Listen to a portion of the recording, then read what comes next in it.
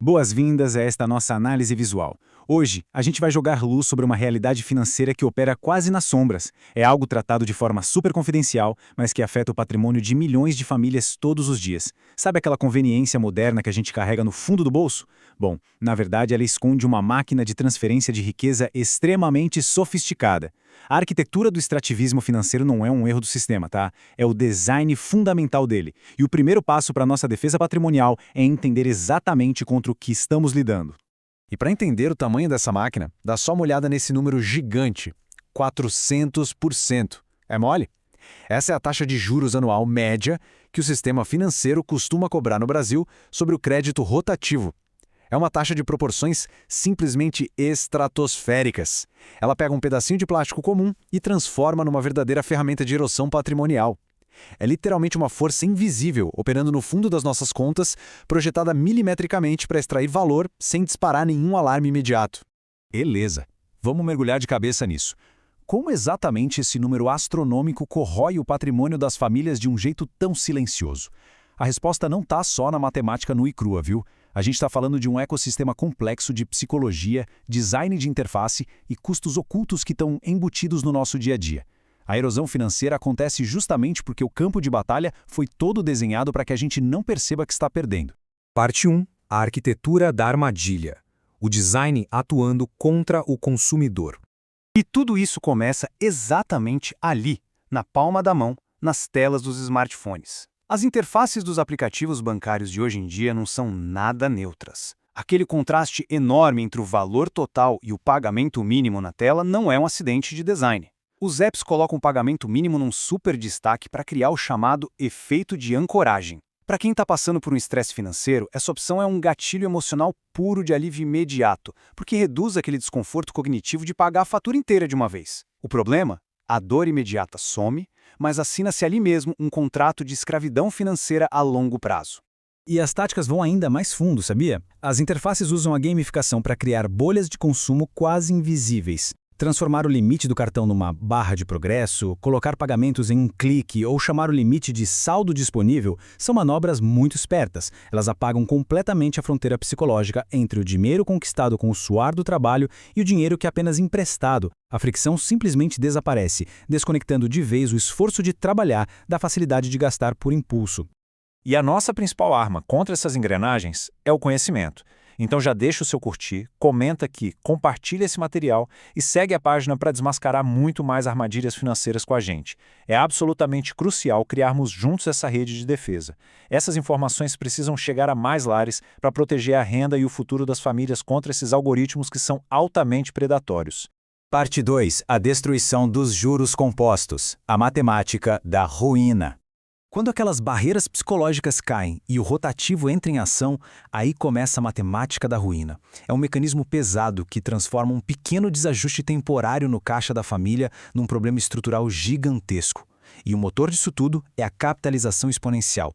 Sabe, o nosso cérebro tem uma dificuldade natural enorme de processar crescimentos exponenciais. A gente pensa de forma linear. Mas a dívida, ela cresce sobre si mesma todo santo dia. Uma pequena parcela atrasada se multiplica de um jeito tão agressivo que foge completamente da capacidade de pagamento de qualquer família. É uma espiral absurda, onde o saldo devedor continua subindo até quando a gente tenta pagar um pouquinho por mês. E isso ilustra de um jeito brilhante a gravidade da situação.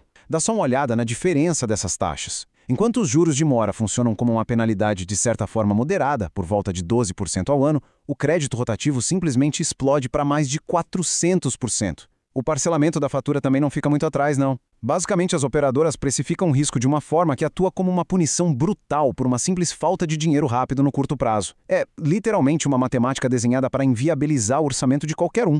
Parte 3. O mito dos sem juros. A inflação de preços oculta. Agora, quem acha que está totalmente imune porque sempre paga em dia, bom, existe uma armadilha perfeita aí também. O capital nunca é de graça, gente. Quando um produto é vendido em 10 vezes sem juros, a etiqueta de preço já carrega um peso invisível gigantesco.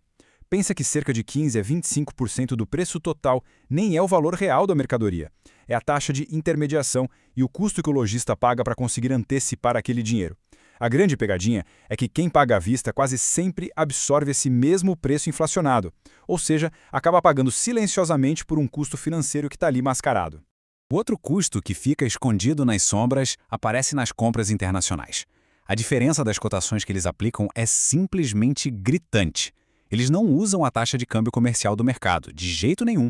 Eles colocam um ágio super agressivo em cima e ainda somam o IOF, que é o Imposto sobre Operação. No final das contas, o resultado é uma sobretaxa invisível de quase 10%. Isso não vem listado como tarifa bonitinho na fatura, mas encarece o valor convertido de um jeito absurdo, corroendo muito o nosso poder de compra. E tudo isso leva a gente a uma constatação de cair o queixo. A gente está falando de um baita sistema de transferência de renda regressiva. As taxas de intercâmbio funcionam de um jeito onde quem consome pagando em dinheiro vivo ou no cartão de débito básico acaba bancando os privilégios dos cartões super luxuosos. Pois é, aquelas salas VIPs nos aeroportos e as passagens de primeira classe não caem do céu e nem são de graça. Elas são subsidiadas diretamente pelas famílias de menor renda que pagam um preço inflacionado lá na prateleira do mercado e que muitas vezes ainda viram reféns dos juros do rotativo. Parte 4. Estratégias de defesa patrimonial. O tutorial definitivo. Mas como a gente se defende de tudo isso na prática? Chegou a hora de sair dessa posição de vulnerabilidade e partir para a ação. Antes da gente ver o passo a passo, um aviso bem importante. O link na biografia tem os recursos necessários para a gente aprender a gerir de verdade as finanças familiares. Dá sim para retomar o controle, mas é preciso buscar as ferramentas certas e se educar para conseguir navegar por todo esse sistema com total segurança. Bom, o nosso tutorial definitivo de defesa patrimonial se resume a 3 passos simples, mas extremamente poderosos. Passo 1. Reduzir manualmente o limite de crédito lá no aplicativo, neutralizando na hora a armadilha do limite alto e cortando o risco de gastos impulsivos. Passo 2. Usar os descontos que algumas plataformas oferecem para antecipar as parcelas, recuperando assim uma parte daquela taxa oculta embutida no preço. E o passo 3. Priorizar sempre os pagamentos à vista via Pix ou débito. O ponto-chave aqui é entender os resultados reais que essas ações trazem para a gente. Reduzir o limite corta as compras por impulso direto na raiz, tirando toda a força dos gatilhos emocionais do marketing. Antecipar as parcelas reduz de fato o preço real e final do produto que a gente compra. E o uso de pagamentos imediatos, tipo o Pix, traz de volta aquela fricção que é super saudável na hora da compra. Isso garante uma consciência orçamentária que as interfaces do banco tentaram a todo custo apagar. No fundo, a gente está falando de uma escolha fundamental na nossa relação com o dinheiro moderno. Ter literacia crítica financeira de verdade exige olhar além daquele design bonitinho e atrativo das telas.